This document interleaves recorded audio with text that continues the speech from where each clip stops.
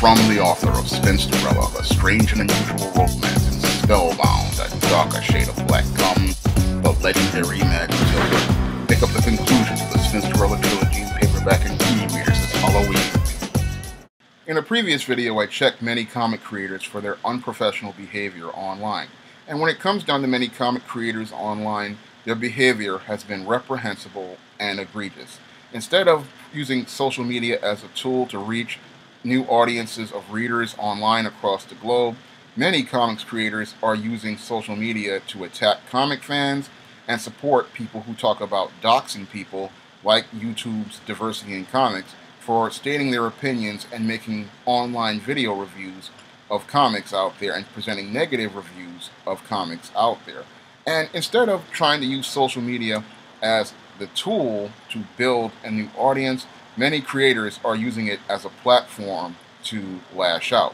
One of the big mistakes that many comic creators are making regarding social media is believing that social media is a personal platform for themselves. No, social media is not just a platform for yourself. When you are a professional, social media is a platform for your business. And that platform needs to be used to represent your business. Whether you are a comic book writer or a comic book artist, social media is your platform that you're going to use to reach your audience across the world. And if you are on social media and you're posting comments that are inflammatory towards people, that's really bad customer service. If you're sitting there arguing with a fan over a comic that you have produced, that's not good customer service. And what's really bad about it is that people all over the world are seeing your behavior, and that behavior is not reflecting on you, and it really does is it alienates potential customers from buying your products that are produced at the companies you work with. This is something many comic creators aren't really thinking about because, again, most comic creators believe that the social media platform they're on belongs to them. However, it's an extension of you as a business person, and the sad part is many comics creators just don't see themselves as business people. Many of them just see themselves as writers and artists, but you have to start seeing yourself as a business person and see your art and your writing as a product that you're selling to people. As a writer myself, I started to understand this when I started going into publishing a couple of years ago, and I understood that when you're out here on social media, what you're producing is a reflection of you, and if you have products out here, the way you behave online can reflect on how those products are seen and how those products get sold. So you have to maintain a professional presence when you are online, because I see a lot of comics creators, they're out here, they're bickering and arguing with comic fans, or they're posting rants about Donald Trump, but that's not going to leave a positive first impression on potential customers. What potential customers want to see is someone who is out here trying to sell themselves, because that's what social media is supposed to be for when you're a business person. When I use social media like YouTube, Facebook, and Twitter, I use them primarily towards selling the titles of the SJS Direct catalog and promoting the titles of the SJS Direct catalog and things that are related to the SJS Direct catalog, like new videos I'm producing about African American fantasy or science fiction, or promoting things like sample chapters that I've read online, or I'm out here posting up sample cover art or sample concept art so that people can see what I'm getting ready to produce at the company and what will be available at the company. I'm using it as an extension of the business to promote the business, and I'm using it to try to reach new readers on social media platforms, because I know, as a guy who primarily sells most of his books online, that I need to have a strong online presence, and I need to have a very professional online presence if I hope to sell to customers. One of the reasons why many comic companies are struggling these days is because many comics creators do not see their web presence as an extension of their business presence, and because they do not see it as an extension of their business presence, they're sitting here arguing with people online, arguing with fans, arguing and going back and forth with people, and doing things like talking about supporting doxing and talking about things that are personal instead of trying to focus on taking care of the business. With the comic book industry and the dire straits that it's in,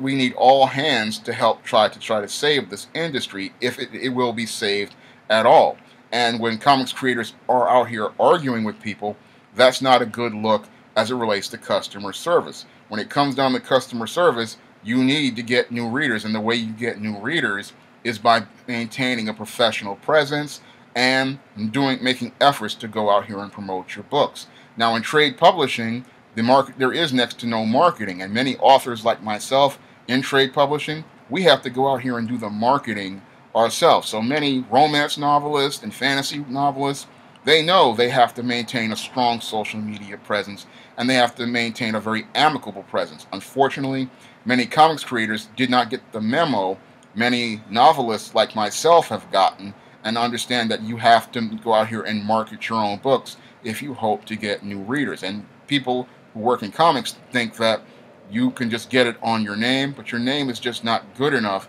when it comes down to social media. You have to have a very professional web presence if you hope to get new readers. Now, I have literally built my audience on social media, and the reason why I was able to build my audience on social media is, one, because I really wrote really solid, well-written blogs on Blogger and other websites like NegroManosphere.com and StopTheCoonery.com and OnyxLink.com. And two, I built my web presence by going out here and aggressively promoting many of the books that I have written over the last 7-8 years on social media like Facebook, like Twitter, and whenever I interacted with people online, I always was friendly with them, always was professional to them, and I was always trying to be as patient and as understanding as possible with those customers. And because I was able to do that, I was able to garner many sales, not only in the United States, but all across the globe. I was able to build an international presence on numerous social media platforms and numerous online e-book platforms and paperback platforms like Kindle, like Amazon, like Smashwords, the iBookstore, and many other online retailers, all because I knew how to build and develop a web presence. The comic book industry could really benefit from learning how to use social media, because if you want to get the new readers out here who are millennials and Gen Z kids, you're going to have an understanding of how to use the World Wide Web as part of your marketing campaign. One of the reasons why I go out here and do ads like you see at the beginning of this video for Legendary Mad Matilda is because I want people to know what books are coming out on social media, and I want people to know that we have products at SJS Direct available, and I want people to know that I have a very professional web presence, and all of that is about trying to build a relationship with customers and build a relationship with readers, because social media can be used as a very effective tool towards rebuilding the comic book industry, but comics creators have to stop seeing it as a personal device and a personal platform and start seeing it as an extension of their business device. And many comic artists could literally build their careers if they use social media to post up their commissions, or post up new art, or post up new strips, or post up teasers, and that can build up anticipation and excitement, because I've done that with my own SJS Direct imprint, and I don't see why people in the comic book industry don't think of using social media as the tool that it is towards building up an audience of new readers. When I look at the comic book industry and the way they're using social media, is alienating people and turning customers away, when they should be using it towards building bridges and forming relationships with readers all across the globe. The social media can be a great tool towards marketing comics and promoting comics, but all it takes is for comics creators and comics publishers to see it for the tool that it actually is for business, and stop seeing it as some sort of personal platform to present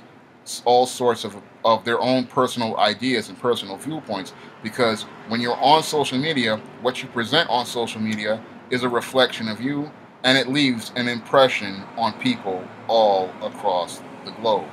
you'd like to see me make more videos like this, you can donate to my Patreon by clicking the link in the description box. And if you want to try some of the SJS Direct titles like the ISIS series, the E-Steam series, and the upcoming Legendary Mad Matilda, you may do so by clicking the link to Amazon.com. That's all I have to say for this video. You can comment, rate, and subscribe.